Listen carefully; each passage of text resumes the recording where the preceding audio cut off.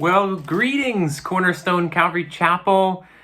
Good to just spend some time studying the Word with you guys today. I've got a little devotion from Mark 8. It's a story of Jesus healing a blind man. I'm going to pick it up in verse 22, and it says this: Then he came to Bethsaida, and they brought a blind man to him and begged him to touch him.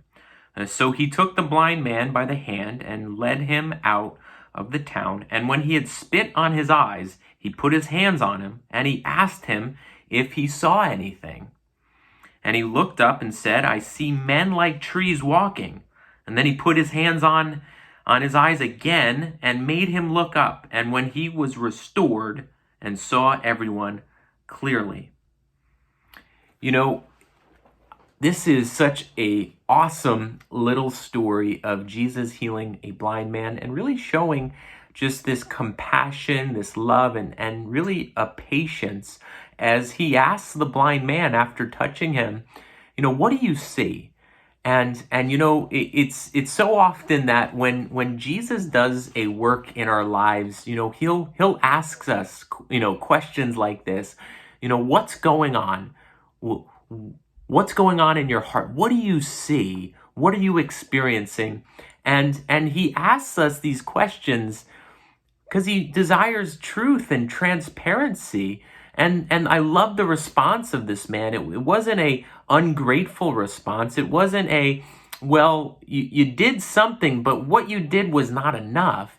He just was honest with Jesus and says, I see, but they're like trees. These men walking, or they look like trees. I can't see clearly. I can't see fully.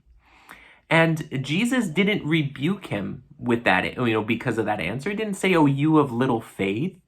He doesn't say, well, if you just believed, but with patience and compassion, he touches him again and restores his sight fully. I love how Jesus was just willing to touch him again and do a deeper work and do a full healing of this man's sight. To think of this man, he could have just been content with being able to see unclearly, because that was ultimately better than being blind. He didn't just kind of take what he got and just, went about life just seeing only half, but asked Jesus, and told Jesus, I can't see fully. And with that transparency and honesty, God was able to work and do that fuller work that this man's sight needed.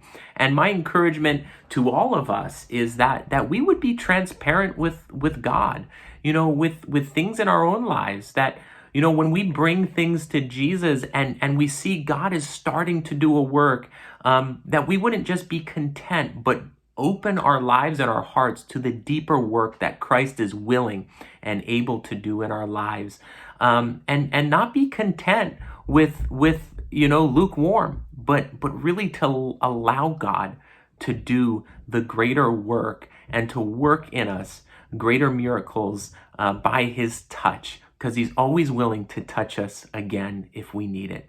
God bless you guys. Pray that this word ministers to you, and hope to see everybody soon.